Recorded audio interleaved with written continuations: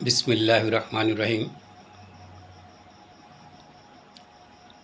সম্মানিত দেশবাসী, চলমান যে দেশের সার্বিক পরিস্থিতি বেশ কিছুদিন ধরে ঘোলাটে, একটার পর একটা নতুন নতুন ইস্যু এসে পরিস্থিতিকে আরও অবনতির দিকে নিয়ে যাচ্ছে। আমরা যখন মনে করছি যে রাজনৈতিক যে দলগুলোর সাথে যে ডায়ালগ মাননীয় প্রধান উপদেষ্টা মহোদয় যেসব ডায়ালগ করেছেন, তাতে যেই রাজনৈতিক বা এই অন্তর্বর্তীকালীন সরকারের মাথার উপরে যেই কালো মেঘ এসেছিল তা কাটতে শুরু করেছে। তবে হ্যাঁ, পরিস্থিতির অনেকটাই উন্নতি হয়েছে।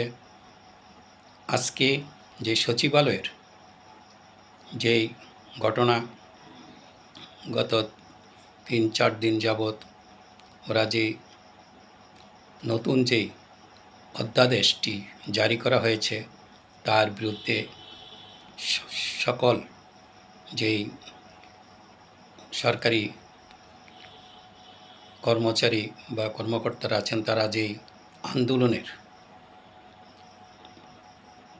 ডাক দিয়েছেন, যে আন্দোলন করছেন, এই অধ্যাদেশটিকে কালো অধ্যাদেশ বা কালো একটা নিয়ম বা কানুন আখ্যায়িত করে যেইভাবে তারা প্রতিবাদ করছে, গণতান্ত্রিক দেশে প্রতিবাদ করার সুযোগ রয়েছে। তবে পরিস্থিতি যাতে একেবারে বেসামাল না হয়ে যায়, এটা যারা আন্দোলনরত আছে সবার কাছে অনুরোধ, যৌক্তিক আন্দোলন, যৌক্তিক দাবি আপনারা করতেই পারেন, সেই অধিকার আপনাদের রয়েছে। সেটা যাতে সহনশীল পর্যায়ে থাকে, সেটা যাতে গণতান্ত্রিক যেই ভাষা, সেই ভাষা যাতে থাকে। আপনারা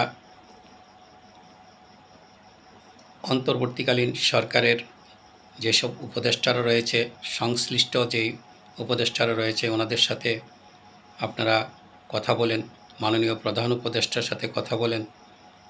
আমার মনে হয় এই সমস্যাগুলো সমাধান খুব বেশি একটা জটিল না, এটা একটা স্বাভাবিক, আমি বলবো এই অধ্যাদেশটাকে নিয়ে একটা সুন্দর সুরাহা মাননীয় প্রধান উপদেষ্টা মহোদয় দিতে সক্ষম হবেন। কারণ তিনি অনেক বড় মনের, অনেক বড় মাপের, ওনার চিন্তা চেতনা অনেক, উনি ইতিবাচক চিন্তা করেন শুধু। কাজেই ওনার কাছে আপনারা এই দাবিগুলো নিয়ে কথা বলেন, ওনার সাথে সরাসরি ডায়ালগে বসেন। আমার মনে হয় এটা সমাধান হয়ে যাবে, এমনটাই আশা করছি।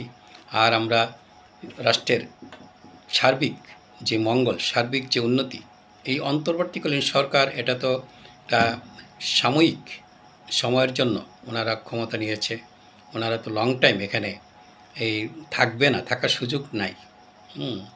তাইলে ওনারা যত দিন আছে, ওনাদের উপর যে অর্পিত দায়িত্ব, সেটা আমরা ওনাদেরকে যদি সহযোগিতা না করি, সর্বমহল থেকে যার যার জায়গা থেকে আমরা যদি সহযোগিতা না করি, তাইলে তো ওনারা মানে খুঁচুট খাবেন। এই যে মাননীয় প্রধান উপদেষ্টা মহোদয় যে মান অভিমান করছিলেন, এই সবাই যদি ওনাকে এই ওনার পাশে যায় না দাঁড়াইতো, সবাই যদি ওনাকে সাপোর্ট না দিত, তাহলে এই পরিস্থিতিটা হয়তো অন্যদিকে চলে যেত।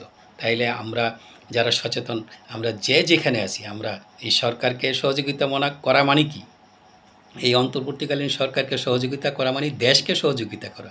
এইটাই তো আপনার দেশপ্রেম, তো এখানেই আপনার মধ্যে যে দেশপ্রেম আছে, এটা তো এখানেই মানে মানে আপনি প্রমাণ করবেন। হ্যাঁ, এরকম দেশের দুর্যোগে, ছোটোখাটো দুর্যোগ কিন্তু বড় দুর্যোগ ডেকে আনে। কাজেই কোনো দুর্যোগকে বা কোনো সমস্যাকে ছোট করে খাটো করে দেখার উপায় নেই।